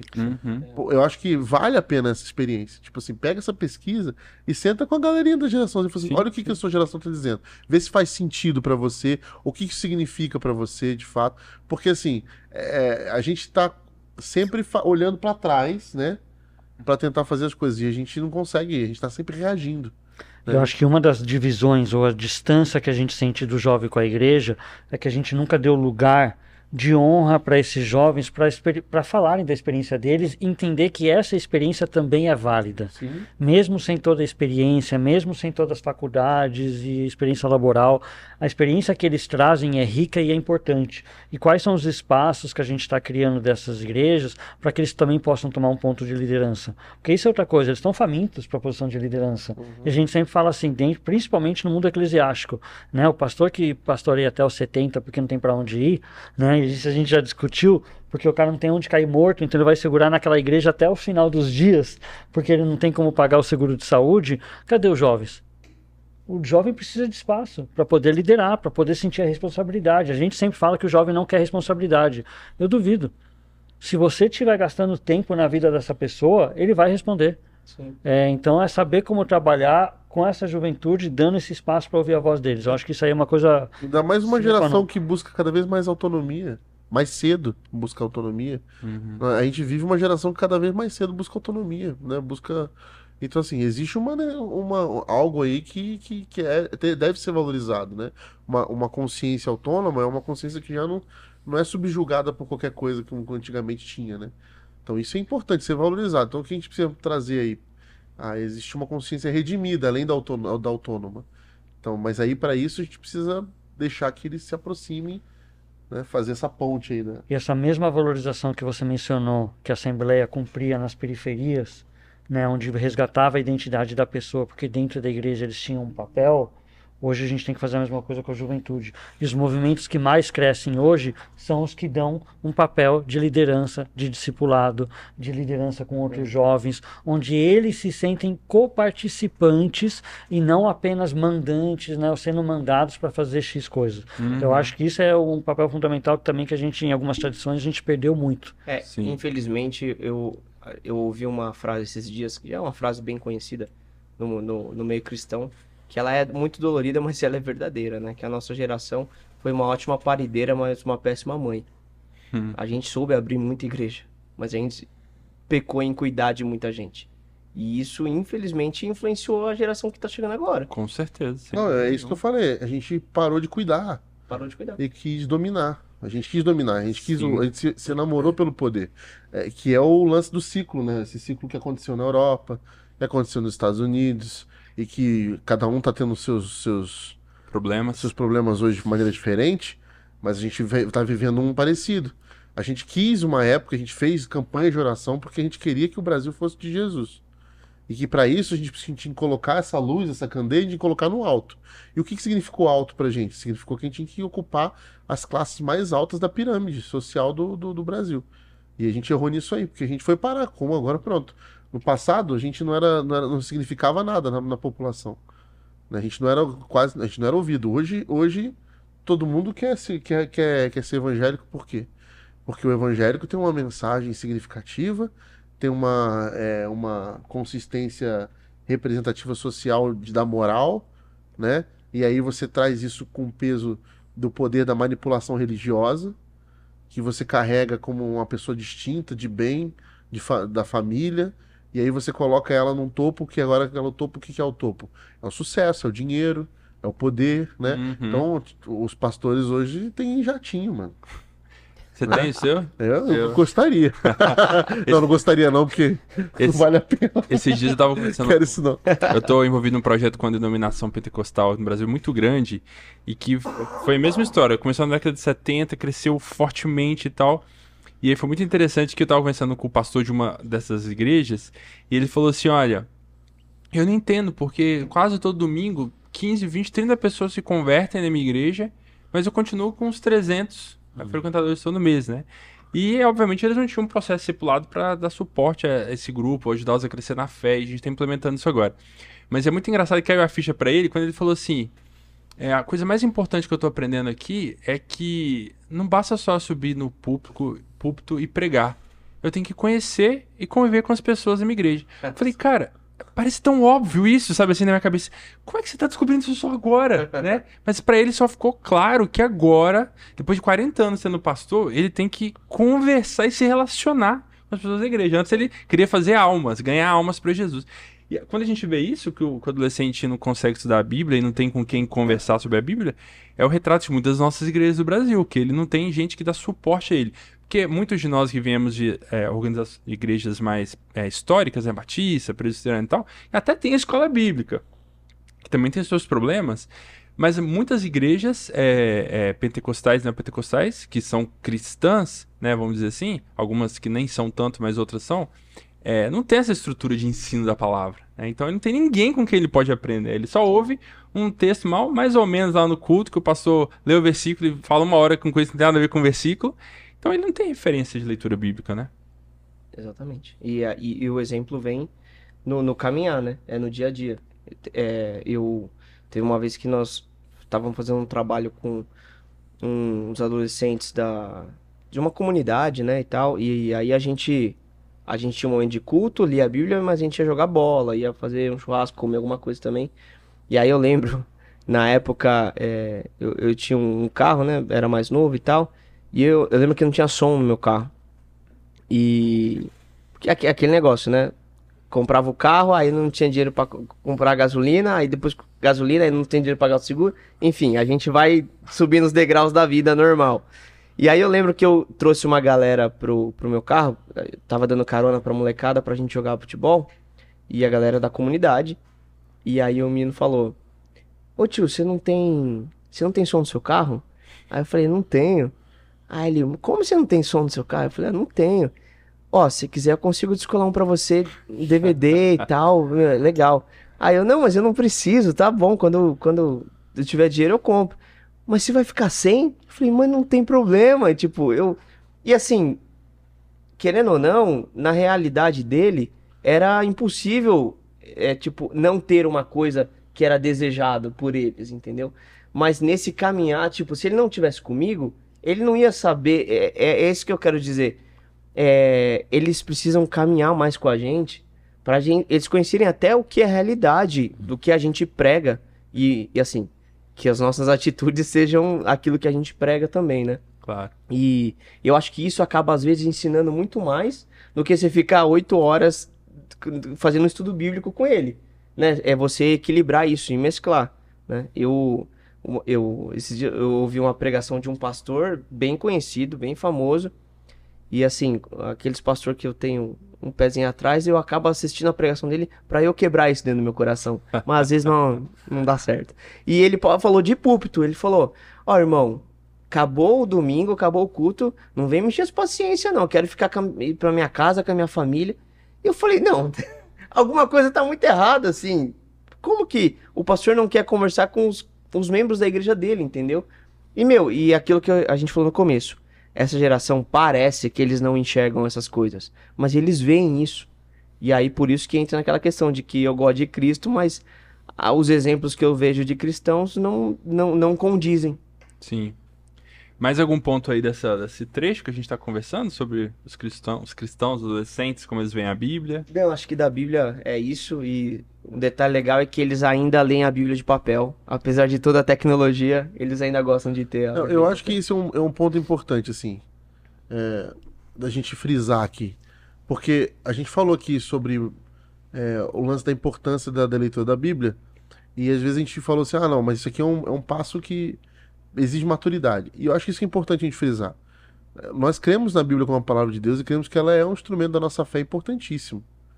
Só que ela precisa ter o seu lugar, né? Não adianta a gente fazer com que as pessoas não tenham que ler a Bíblia de qualquer jeito, ela tem o seu lugar. E eu acho que a gente está vendo na geração que existe uma predisposição a aprender e a querer estar aberto a isso, né? A ler a Bíblia. O problema é que isso está sendo feito e ensinado de maneira errada. A gente passou. Ou nem está ensinando. Ou nem está ensinando. A gente passou muitos anos dentro da nossa religiosidade vivendo um jeito de falar da Bíblia, ou de ensinar a Bíblia, de maneira muito, muito rasa ou de maneira idólatra.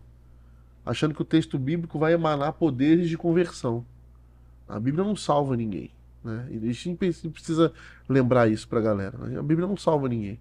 Tem gente que conhece a Bíblia de cabo a rabo, leu 3 vezes, 4 vezes, 5 vezes, e não significa nada que essa pessoa vai ser mais cristão ou menos cristão por causa disso. Então a gente precisa saber disso. O que salva outras pessoas. A vida que salva é Jesus Cristo. E a gente precisa, é importante isso. Se os adolescentes estão aptos a isso, eu acho que o que está faltando aí, na verdade, é uma caminhada. E aí eu entro de novo na questão do discipulado, que muitas vezes foi confundido com o estudo bíblico, né? Que é outro problema, que discipulado é confundido com o estudo bíblico. Mas se você tem essa confusão, discipulado é o livro do Tiago. Não tem um livro chamado Discipulado. Eu tenho um livro chamado A Igreja que Faz Discípulos. Pronto, é isso aí, ó. Que fala sobre discipulado. E não subestimar o jovem. Eu acho que essa é uma parte muito importante. É Já isso que aí. a gente vê que ele tá, né, a gente trata ele como uma pessoa mais incompetente, mais incoerente, mais incapaz. Cara, ele tem habilidades, tem capacidades, o mundo está girando muito mais rápido. Hoje em dia tem jovens fazendo o que eles fazem em um mês, que a gente faz em um ano, É isso ou aí. muitos anos. Então, assim, capacidade esses jovens têm. Muitas, então sedentos. E é saber honrar essas capacidades que eles têm e saber guinar. E essa questão do discipulado, ou saber como trabalhar com o potencial que essas pessoas estão vindo. Porque capacidade não falta. Não, e Felipe, eu acho que, só completar, prometo, Thiago.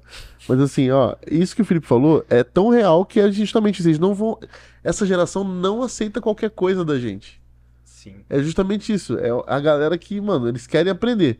Mas pra você vir ensinar alguma coisa pra eles, você tem que ter coerência nisso aí. Tem que fazer muito sentido pra eles. Tem que ser criativo. Tem que ser criativo. Se conectar com a Não é realidade uma deles. coisa que você vai chegar, né?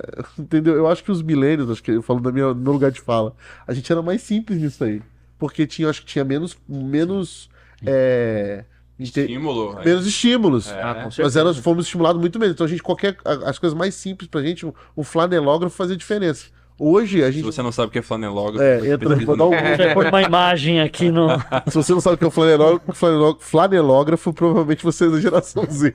Exatamente. Bom, então vamos começar agora sobre nossa última parte aqui. Como os adolescentes da América Latina podem causar impacto? Como é que eles podem avaliar, ou como eles pensam em influenciar onde quer que eles estejam, né? Quais causas, quais assuntos queimam o coração deles, né? Nessa parte da pesquisa, que foi que você falou que eu queimei a largada aí, né? Foi a parte que mais me chamou a atenção, foi a parte da igreja ser pouca referência para os adolescentes cristãos. Isso foi a parte mais surpreendente para mim. No restante, você vê uma coisa que a gente já tem observado nas novas gerações, que é o anseio por luta por justiça social, por engajamento social, de estar engajado social. Obviamente que essa geração Z, ela tem a princípio, né, um engajamento social, um ativismo mais digital. Ela começa no digital e ela parte para uma ação concreta, né? Ou a ação concreta tem repercussões digitais, né? Você vê nesse gráfico, por exemplo, a gente vê as lutas que são mais entram na agenda da população. Eu confesso que me surpreendeu o primeiro lugar, me surpreendeu entre Pobreza aspas. Né? extrema? Na verdade, assim, a pobreza extrema, obviamente que na América Latina vai ser uma uma coisa a ser chamada a atenção, porque a gente tem desigualdade social aqui para todo lado. Mas assim, eu achava que pelas pautas, né, que estavam no hype aí dos anos, desses últimos anos, a gente teria, por exemplo, corrupção mais perto do primeiro lugar, né? Mas como a gente estava conversando aqui antes, né, realmente isso retrata um pouco do que é a realidade hoje no Brasil e um pouco na América Latina. Que o abuso sexual hoje, o número é estrondoso, né, gigantesco, né? E aí você tem as desigualdades sociais, que são outra coisa que fala muito do chão que a gente vive aqui, né? Isso é muito importante, até se você vê a corrupção ocupar o terceiro lugar do pódio na América Latina e o Brasil, obviamente, na mesma proporção aí que a América Latina tendo esse como luta. E aí ele tem a justiça racial ocupando a quinta posição, que também me chama atenção também, mas também tem muito a ver com o que a gente tem visto nos últimos anos, um maior engajamento por essa busca também, né? Essa desconstrução da gente entender o que é racismo estrutural, toda essa evolução social que tem acontecido, as gerações mais novas têm mais facilidade de entender e compreender, né? Do que a gente propriamente dito, que eu vou falar da geração milênio que cresceu nos anos 90, por exemplo, vendo essas piadas racistas serem consideradas tudo bem, tá tudo certo, né? E pode falar, Eduardo. Não, eu ia comentar aqui, se a gente pegar o que os adolescentes estão procurando nessa pesquisa, né? Pobreza extrema, abuso sexual, corrupção política, desemprego. Do nosso top aí, top 5, quantas pregações vocês viram que a gente fala sobre isso nos domingos? Muito bom, isso aí. É isso que eles estão buscando e eles não acham isso na igreja. E é isso que eu ia falar. E esse é o reflexo da gente que vê ele mais na frente, que ele não vê em referência na igreja, como transformação. Essa é uma preocupação, uma coisa que tá no radar deles. Exatamente. E que eles não encontram na igreja. E assim, eu vou falar por experiência própria. Há anos atrás, a gente fez estudos bíblicos falando sobre abuso com os nossos adolescentes. E aí, eu lembro que os líderes que estavam comigo não queriam fazer isso. Só, pra que você vai mexer nessa gaveta? Vai mexer num vespeiro.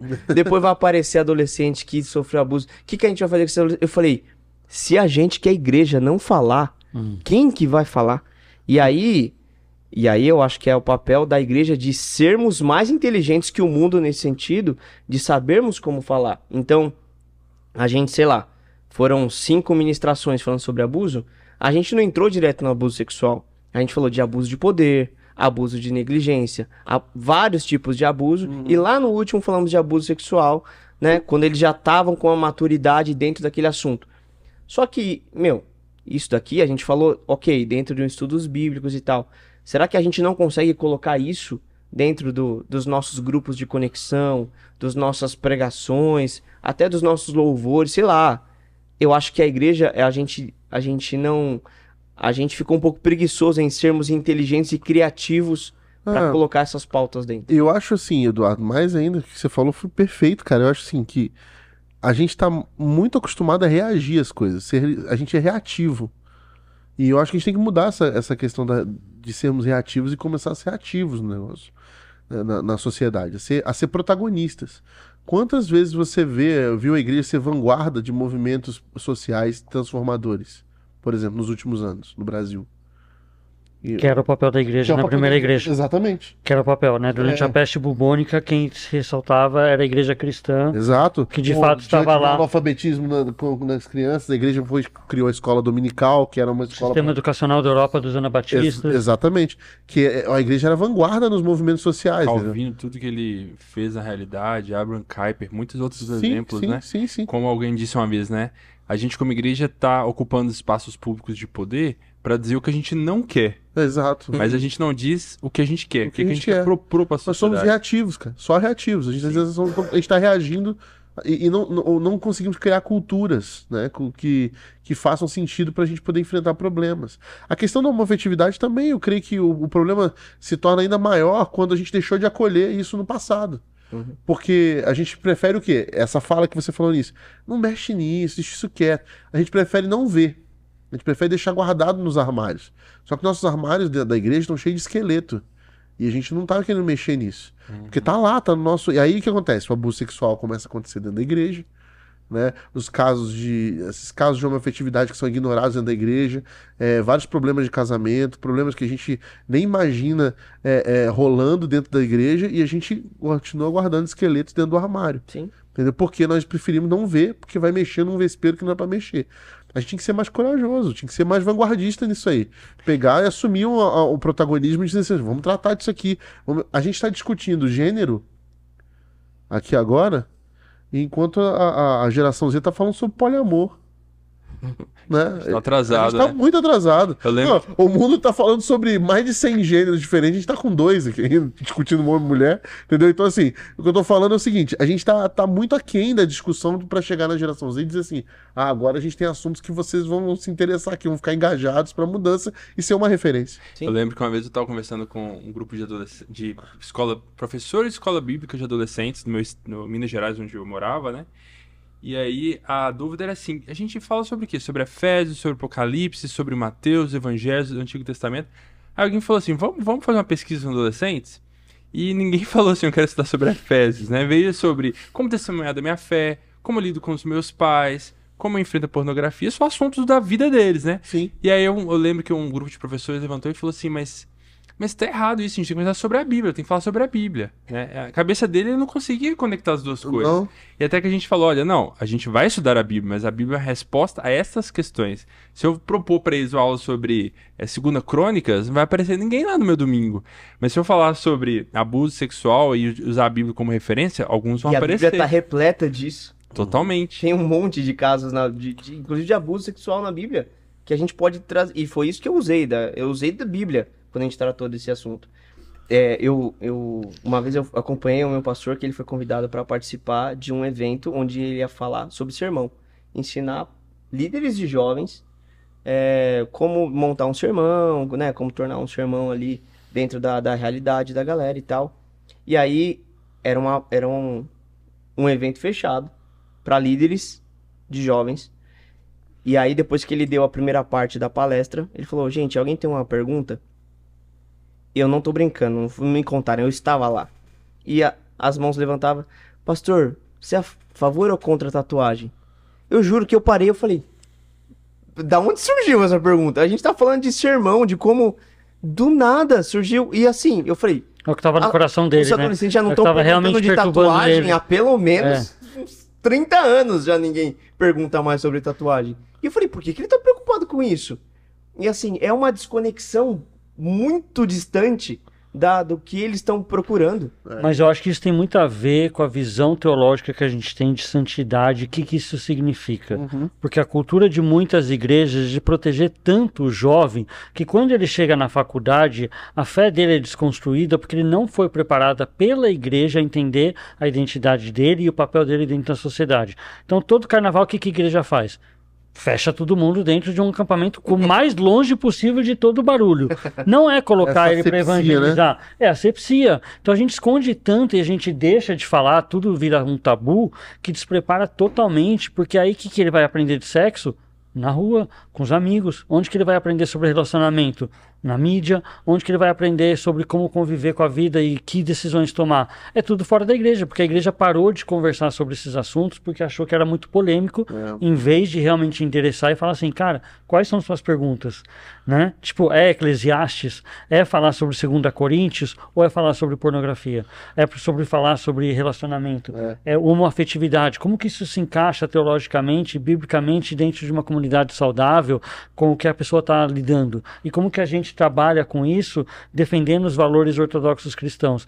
Eu acho que se a gente não conversar, e quanto mais a gente demorar para conversar sobre esses assuntos, mais jovens a gente acaba perdendo. E mais problemas a gente vai ter no futuro também sobre isso. Igual eu falo, uma afetividade ela é hoje um problema a ser discutido dentro da igreja, porque a gente também não soube lidar com isso quando começou, ou não foi vanguarda a tentar descobrir a origem dessa dor que dava em pessoas que sofriam com isso nas suas questões familiares, e a gente não soube acolher.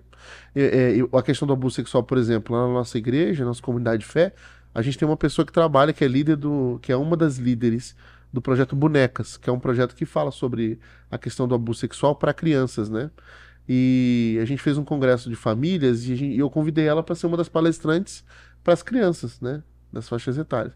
E ela nunca tinha feito essa apresentação na própria igreja, ela sempre foi convidada a fazer em outras. Ela ficou em crise. Ela entrou na minha sala e falou: Pastor, eu tô com muito medo.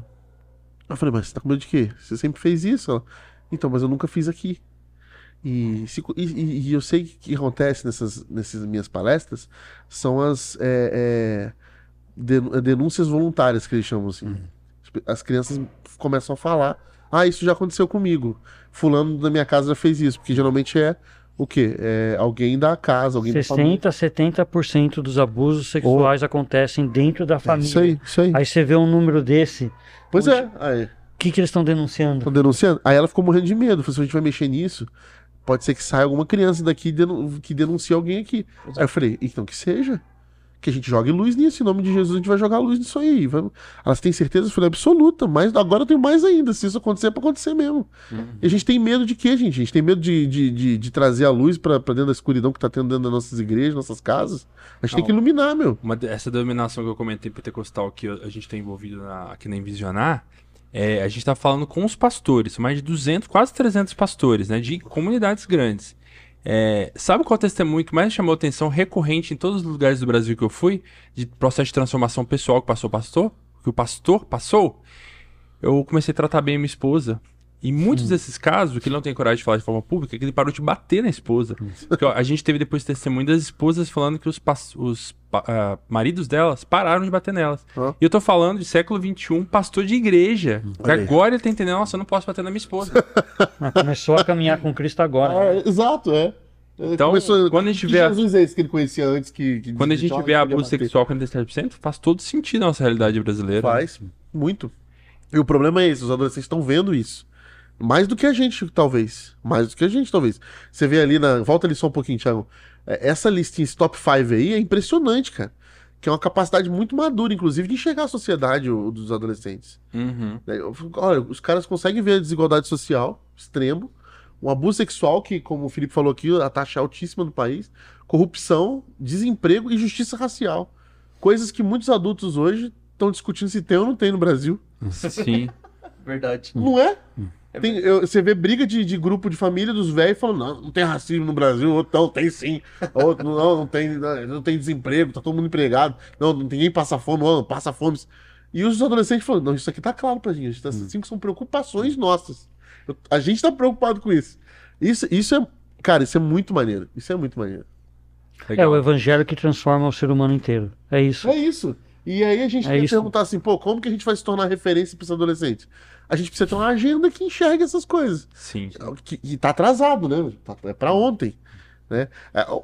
Uma ideia a gente precisa fazer: mas então a igreja foi feita para transformar a sociedade. Não, a igreja foi feita para transformar o ser humano inteiro. Uhum. E se transformar o ser humano inteiro transforma a sociedade, amém por isso. Mas transformar o ser humano inteiro é manifestar a presença do reino. E o reino é o quê? O reino de Deus é beleza, justiça, bondade. Enfim, e esses dados de como que eu tô comprometido com isso é interessante também, porque você vê também essa clara, tipo, muita insegurança também em alguns pontos, mas muita vontade de mudar, né? Então, por exemplo, você tem a confiança, né, que é o meio termo. Eu tô confiante que eu sou capaz de fazer isso, mas não sei se eu me comprometo tanto nesse ponto, entendeu? Que são 3 níveis, né? Eu posso até achar que é uma coisa importante, que já é ótimo. A maioria entende que é importante se engajar com a relação à justiça. Mas vai caindo conforme o comprometimento vai aumentando. Eu até estou confiante que eu sou capaz. Será que eu realmente sei que eu posso causar impacto? Eu tenho ferramentas na minha mão? Agora, o compromisso, se eu vou me engajar, já cai bem mais, né? E você vê que na América Latina essa preocupação é muito maior, porque ele vê a necessidade maior. Exato. Né? Eu acho que volta ao tema que a gente estava conversando. Quais são os espaços que as igrejas e movimentos estão dando para esses jovens tomarem posições de liderança para poderem participar dessa transformação? Porque até agora eles só ouvem. Eles chegam no domingo, sentam no pastor não fala sobre os temas que preocupam eles. O que acontece? Ele se sente totalmente desconectado com a igreja, que supostamente era o que tinha que acolher e dar esse senso de comunidade e identidade para ele. Ou a igreja diz que você vai transformar o mundo indo para missões. E aí missões é o quê? China, África. ou transculturais, ou você pegar um papelzinho e distribuir na rua. E há quantas décadas que a gente não está ouvindo que essa é a geração que não teve nunca igual, que essa é a geração escolhida. A gente está ouvindo isso desde os anos 50. Então, assim, toda década a gente repete isso para os nossos jovens, jogando o peso das coisas que a gente falhou e fala, jovem, tá aí, mas não capacitou, não deu espaço e não caminhou junto para falar assim, ó, isso que você consegue realmente fazer. Teve uma vez que eu participei de um projeto que eles chamam missionário lá no estado de Minas, que eles mandam vários adolescentes para vários cantos do estado de Minas que são mais pobres, assim, mais carentes. E a gente eu e minha esposa, a gente liderou um grupo de 40 adolescentes. E eu lembro que eles deram vários materiais para esses jovens, para esses adolescentes, que adolescentes até 18 anos, para fazer evangelismo. Aí eles passaram 3 dias aprendendo 4 leis espirituais, plano da salvação, tudo mais. Aí chegamos na comunidade lá, cara, a gente fez um que manda figurino. Separou, dividiu em duplos, mandou os grupos, aí a Priscila falou assim, mas você não concorda com isso? Você vai fazer... Eu falei, eu quero que eles vivam a experiência, porque eu vivi isso também, deixei eles irem. Aí eles foram. Voltou todo mundo triste, em 1h30 de roda, todo mundo triste, porque ninguém abriu a porta, ninguém quis panfleto, quis ouvir eles. Aí eu falei assim, então beleza, então o que a gente vai fazer? O que vocês olharam por aí que essa cidadezinha, esse bairro que a gente tá aqui, precisar é horrível, não tem nem, dá nem pra andar direito, uma trilha cheia de mato, a praça suja, tal. Então beleza. Tem aqui na igreja uns rodos, umas vassouras, uns balde, vocês vão sair oferecendo serviço pra galera aí, limpar, cortar coisa. Mas a gente vai fazer tudo isso só por nada, do nada? Vamos fazer, ué. Vamos trabalhar, vocês não querem evangelizar. Vocês vão fazer essas coisas. E aí fomos nós, né, cara? A gente foi junto com eles. E eles começaram lá, limpar, tal, cortar. Daqui a pouco foi chegando umas pessoas. O que vocês estão fazendo? De onde vocês são? A gente não sei de onde, conversar, o que vocês estão fazendo aí? Estamos limpando aqui, arrumando. Mas aqui é a prefeitura? Tal? Não é a prefeitura. Aí começou a gerar relacionamento, daqui a pouco a vizinha do outro lado que tinha fechado a porta pensou, vocês não querem tomar água? Vocês estão cansados aí, cortaram aqui o mato, aí entrou na casa dela. Aí daqui a pouco eles estão conversando, daqui a pouco falou, a gente está naquela igreja, vocês são evangélicos? Somos evangélicos. Aí o que vocês fazem? A gente vem aqui, porque a gente crê que Jesus fez isso pra gente, amou, então a gente tá amando a senhora também. E vocês vão ficar aí até quando? Vou ficar tal dia, posso ir lá visitar vocês? Vocês estão, eu vou levar um bolo. E aí, mano, a gente passou uma semana.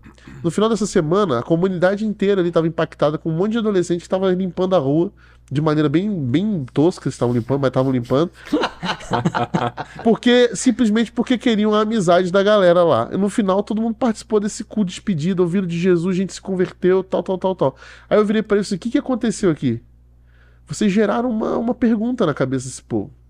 Vocês geraram o quê? Essa galera tá fazendo um trabalho que eles nem deveriam fazer. Por que eles estão fazendo isso? Sim. Vocês amaram essa galera. Sim. Vocês mostraram que vocês estão preocupados com o problema que afeta eles no dia a dia. Uhum. Então, quando vocês se preocuparam com o problema que afeta eles, não afeta vocês, mas vocês fizeram do problema deles o seu problema, eles viram na vida de vocês uma vida que vale a pena ser ouvida, uma palavra que vale a pena ser ouvida.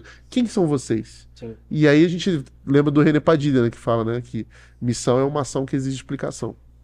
Uma das coisas que a gente... eu acho que uma das palavras que ela perdeu o significado no decorrer dos anos, e assim, eu tenho isso muito forte dentro de mim, porque meu pai falava isso pra mim todos os dias. Propósito, né? Ele perguntava, qual o propósito disso? Qualquer coisa que eu inventava, pai, eu quero fazer isso aqui. Mas qual o propósito? E, eu odiava essa pergunta, porque eu tinha que ter uma resposta. E assim, às vezes, no decorrer da história, a gente colocou a palavra propósito como uma coisa mais negativa, de tipo assim... Sabe, a pessoa fez mal pra alguém. Certeza que ela fez aquilo de propósito. A gente colocou uma conotação negativa pra palavra propósito. Sendo que tudo que a gente fizer na nossa vida cristã, ela tem que ser proposital, ela tem que ser intencional. Quando eu vou dar um bom dia pra alguém, quando eu vou fazer um evento desse, eu tenho um propósito. Assim, eu tô fazendo uma coisa, mas... eu tô querendo apresentar o Cristo de uma forma ou de outra. Às vezes sem o uso da palavra, sem o uso da Bíblia, mas na minha vida eu quero gerar luz para aquela pessoa. E os adolescentes, isso é apaixonante para eles. Né? E eles conseguem enxergar isso de longe. E não tem melhor maneira da gente fazer isso. Tem um próximo slide que é bem legal. Não é isso que nem isso não. Eu acho que eu acho que cadê? Voltam só para ver. Acho que é aqui. Qual importante você acha que é o papel se houver de cada um das seguintes alternativas para lidar com essas injustiças? Aí ele coloca lá governo, escola, política, indivíduos e tal. E aí tem lá a igreja cristã. A igreja cristã, cara, tá Igreja cristã é o penúltimo e líderes Penúltimo, cristãos líderes são que estão o os último. últimos, é. Você tem aí na frente tem o governo em primeiro lugar, né? Escola em segundo, isso me Até chamou a mídias atenção sociais também. na Escola, frente. instituições de Sim. ensino, mídias sociais na frente, é. É, porque é uma geração conectada, ó, ela vê a mídia social muito mais relevante do que a De uma igreja. forma imediata de denunciar, né? É claro. Você pode gravar, você pode, hoje em dia, as maiores manifestações que estão ocorrendo no mundo todo são fruto da mídia social, de alguém gravando e denunciando na hora o ato que está acontecendo. É. Pra mim, esse aí, cara, é o quadro mais surpreendente, assim, Sim. Esse aí, e o mais surpreendente na real, assim, é uma surpresa que faz muito sentido. Sim. Por causa disso, a gente não tem as pautas sociais, o gerar engajamento social na igreja é quase que você tá falando uma coisa que não é pregar o evangelho. E o que é muito engraçado, porque o Cristo ele se envolveu completamente nas questões sociais, né? Se engajou nas questões sociais de uma maneira tão profunda que as pessoas, e individual também, né?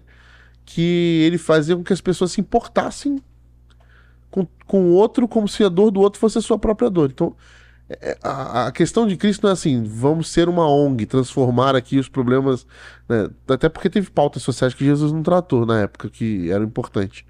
Mas Jesus, ele estava focado o quê? Nos indivíduos e na caminhada com cada um. Mas qual era o mais importante para Cristo? Eu quero transformar a vida de quem eu caminho, né? Eu preciso fazer isso. E como eu faço isso? Eu preciso andar junto com essa pessoa, eu vou caminhar com ela. Eu vou me importar com ela, eu vou ouvi-la, eu vou olhar para ela, eu vou ver a dor dela, eu vou amá-la, e assim eu vou fazer, aquilo vai gerar uma transformação. Então, o Sermão do Monte, por exemplo, que é o sermão que é o grande pilar do evangelho, ele é muito mais ético do que doutrinário. Então, assim, a gente se perdeu aí no caminho. Muito mais prática do que teoria. Sim. Uma coisa interessante desse gráfico que eu achei são pessoas famosas, porque hoje a gente acha que os influencers e tal falam muito, né? Tipo, às vezes é muito barulho e a galera fala, tá bom, eu sei que você é famoso, eu te dou um like, mas eu sei que você não tá fazendo muita coisa também. Isso é interessante, porque, né, a gente às vezes, que nem você falou, a gente vê muitos líderes evangélicos, pastores, que querem esse hype de ser um pastor famoso e, a visão deles não é tão de, tipo assim, eu não quero só que você seja famoso, eu quero que mude alguma coisa, né? Aham. Nesse papel. O outro que me chamou a atenção é eu mesmo. Muito alto, né? É o segundo colocado ali, ó. Eu mesmo, tá aqui Tá no meio, ó. 83% e o outro tá em 78%. América Latina, 78%. América Latina, 83, 78, tá vendo? Ele entende que ele tem um papel e ele tem capacidade de fazer essa mudança. Exatamente. Totalmente. Que é uma coisa muito nova nessa geração. A nossa geração não tinha isso, a dos nossos pais não tinha isso. Acreditava muito na instituição e nos órgãos que poderiam potencializar essa mudança. Hoje em dia, não. Aham. A pessoa tomou para si a responsabilidade de existir, estar na sociedade e poder causar um impacto. E aí a gente vê nas perguntas anteriores essa dúvida, né? Será que eu vou conseguir me engajar? Será que eu vou conseguir, de fato, do espaço. fazer uma diferença? É. Qual que é o E de- espaço que dentro das igrejas a gente está dando? Ela precisa de espaço, referência e modelos, né? Porque ela até fala, tá, eu posso me engajar no Twitter, no Instagram e tal, mas eu sinto que não é só até aí, eu preciso me engajar mais. Mas como eu me engajo exatamente? Ela vê alguns modelos na sociedade, mas nem sempre isso é o que está fazendo diferença na prática. Então a gente como igreja não deveria, como você disse, resolver todos os problemas da sociedade, mas a gente é esse espaço de mostrar pessoas que estão levando isso a sério e estão mudando sua realidade. Então a igreja é essa diversidade é uma comunidade de discípulos que estão tendo suas vidas transformadas e estão impactando sua realidade. E se a gente joga luz sobre pessoas que estão impactando e fazendo diferença, essas pessoas são referência e modelos para os demais. Até porque salvação e restauração são sempre vividas em comunidade. O impacto é pessoal, mas, ou seja, a comunidade é sempre vivenciada como conjunto. Mais uma vez, o problema nosso como igreja é que quando a gente perde a identidade, a gente também perde a capacidade de instruir aqueles que estão com a gente sobre o que de fato é um conceito abstrato pra gente, que é a salvação. Né? É muito abstrato. A gente fala sobre salvação totalmente ocidentalizado, que é uma salvação pós-morte. Uhum. A gente só fala sobre salvação que é que você quer aceitar Jesus, porque se você aceitar Jesus, você vai pro céu, você não vai pro inferno. Esse é o discurso. Mas isso é uma salvação ocidentalizada. E é uma salvação quase que um produto, né? Tipo assim, eu vou garantir o meu porque Aí eu não vou pro inferno. Então é claro que eu quero Jesus, né? Porque aí eu garanto o passe aqui, eu vou pro... Mas o problema é que no o contexto judaico e na questão oriental, salvação, ela tá, a palavra, inclusive, usada nos textos bíblicos é a mesma para cura, Pra libertação. libertação. Então, assim, é uma coisa muito mais para agora do que para depois. Entendeu? Quando Jesus fala sua fé te curou, ele fala sua fé te salvou. Você tá salvo. E a pessoa não morreu, a pessoa tá lá. Você tá salvo. O que eu vou fazer agora? Agora você vai viver, vai viver sua vida. Aham. Vai e trabalha, vai e manifesta essa vida mais que abundante que você acabou de receber. Entendeu? Vai lá e luta por justiça. Vai lá e luta por dignidade. Se o teu irmão tá sofrendo com algum desprezo, com alguma falta de dignidade, você vai lá e vai lutar por ele, porque teu irmão é a vida que você recebeu agora. Você provou de uma vida que é uma vida muito maior do que você poderia esperar do que você estava vivendo. Né? Pedro e João, se eu não me engano, na Porta Formosa. É Pedro e João, né? Eles estão entrando lá. Eu sei que é o pastor aqui. Eles estão entrando na Porta Formosa e o Sei que que é tem na pastor. Porta Formosa? Tem um coxo, certo? Um coxo que ele era colocado, diz o texto bíblico que ele é colocado ali todos os dias pelos fariseus. É muito bom esse texto. Ele é colocado estrategicamente todos os dias na porta do templo, né? Pra quê? Pra pedir esmolas. Por quê? Porque ele abastece um sistema religioso, né? Que explora a fé e Pobre, coitado, o que tá pobre, sofrendo, a né? doença, a debilidade de um ser humano que é colocado ali, quase quase não, estrategicamente. Pedro e João, eles vão lá e falam assim, ó, eu não tenho ouro nem prata, o que eu tenho eu te dou. O que eles têm? Vida. Vida mais que abundante em Jesus Cristo. Então eu ofereço pra você. Você tá salvo. Aí ele é salvo. O que é essa salvação que ele ofereceu ali? Porque eles não chegaram pra você, olha aqui, 4 leis espirituais. Não. Ele ofereceu uma salvação que deu pernas pra ele ir pra dentro do templo, pular e dizer, fui curado por esses discípulos de Jesus. Eles me libertaram. O que aconteceu depois disso? Você acaba de quebrar um sistema religioso, um sistema de opressão que escravizava aquela pessoa e que o colocava ali preso a uma situação de morte. O que acontece com Pedro e João? Eles são levados para vem cá, vamos conversar. Por quê? Porque eles mexeram no sistema opressor da época, entendeu? E ó, tinha alguém anunciando Jesus a partir desse início do processo de Exatamente. cura. E aí, quando eles foram cobrar, Pedro fala isso, assim, olha, vocês podem fazer o que vocês quiserem com a gente, mas eu não vou deixar de anunciar as palavras que eu ouvi de Jesus Cristo, as palavras de salvação. Palavras de salvação.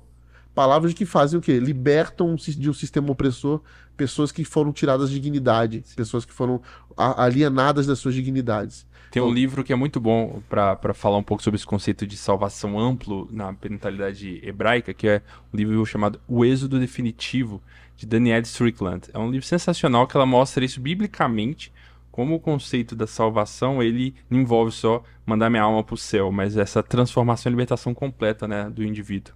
Fica a dica aí. Acho que é isso, né? Passamos por todos os pontos aqui. Acho que tem mais algum slide desse aí, não? Acho que não, acho que foi, né? Tem um último. O último Que é como principais causas ou coisas que os adolescentes precisam para causar impacto, né? Que ele precisa de ajuda para causar mais impacto, né? E aí, olha que interessante, né? Ele precisa de encorajamento, né? Ele precisa de engajar mais pessoas, que agissem nas questões com as quais ele se importa. É engraçado, o encorajamento da minha família e dos meus amigos. Ele sabe, ou ele já tem uma preocupação sobre o que fazer, e ele precisa de ser encorajado. Gente que fale junto com ele, ó, vamos fazer isso junto. Não sei também todas as respostas não, mas vamos sonhar junto, né? Muito legal. E até o último, né, que alguém me ensine como lidar com injustiça. É o último colocado. Não é que ele não precisa de ajuda, mas é que, ó, na minha leitura, né, eu acho que ele precisa mais de encorajamento do que alguém diga exatamente como ele tem que fazer, né? Sim. Porque o adolescente não gosta que alguém diga exatamente como ele faz tudo. Ele quer ter essa liberdade criativa de pensar a sua realidade. Ele tá aberto a aprender, né? Coisa que nós, já mais velhos, já temos uma dificuldade. Você chega no ministério lá da igreja, você quer pergunta sobre voluntário, os adolescentes mesmo você não sabem o que é uma câmera, o que é uma Black Magic, ele vai lá, deixa eu ver como é que mexe nisso aqui, e ele vai querer aprender. Sim. Já os mais velhos, você vai ter muita dificuldade com voluntário. Você pode ver que a maioria dos voluntários nas igrejas é gente nova. Sim. Muito bom. Eu acho que uma palavra rápida aí, o que ficou para cada um de vocês, uma síntese desse relatório, né? Pensando em realidade e oportunidades. Começando aqui, já que eu fiz a pergunta para ficar mais claro, uma coisa que eu li do relatório, que eu entendi do relatório, que para mim foi algo muito interessante, foi de enxergar essa realidade nua e crua, né? Que eu acho que todo mundo pode fazer essa leitura, como o Rodrigo sugeriu também, fazer essa leitura junto com os adolescentes da sua igreja para sentir mais na pele se isso é real ou não. Mas a realidade nua e crua de que os adolescentes estão interessados em Jesus, querem ter um relacionamento com ele, mas não enxergam na igreja e nos líderes cristãos pessoas, referências para liderar esse processo de aproximação com Deus e com a sociedade. Então, ao mesmo tempo que é uma oportunidade da gente alcançá-los, é um grande desafio para a gente, como líderes cristãos, mudar essa mentalidade de ser igreja, né? Para conversar com ele e realmente levá-lo a se aproximar de Jesus. Então, essa é a minha fala. Eu acho que o que fica de lição principalmente para a gente que está em lideranças de igreja, é a pressa, porque a gente precisa pegar esses dados e trabalhar para ontem com essa galera, porque daqui a 2, 3 anos já não vai fazer mais sentido. Essa geração já vai ter mudado e a gente não pode perder essa oportunidade de colocar eles para fazer as coisas. Eu acho que isso fica um recado aí para todo mundo que trabalha com pastores, líderes de adolescentes, de jovens.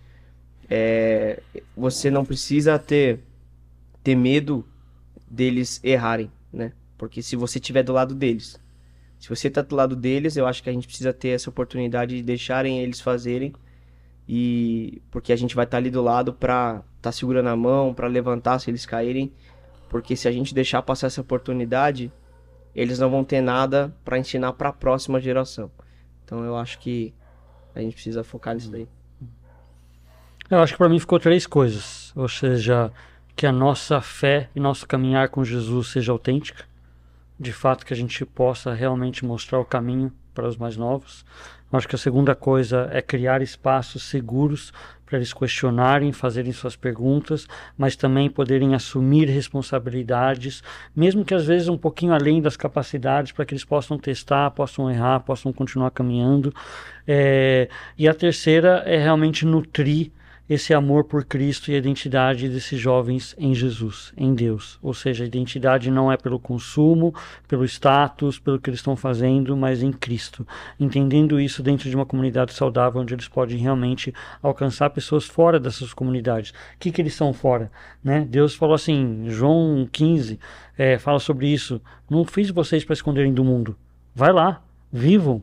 Né? Aquela noção de que a gente é alienígena, que a gente tem que ir embora para o céu, que a gente não faz parte. Jesus nos fez para alcançar outras pessoas.